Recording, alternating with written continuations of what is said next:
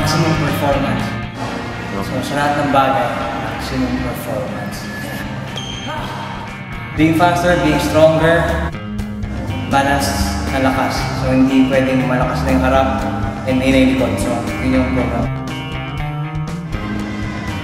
Gusto ko buhay na matagal. Okay. So goal ko umabot na 90 years old na kaya pa rin mag-judo. Gusto ko makita yung anak ko na tumandaan din yung mga apo ko and din yung mga anak na ako. So yun yung goal ko.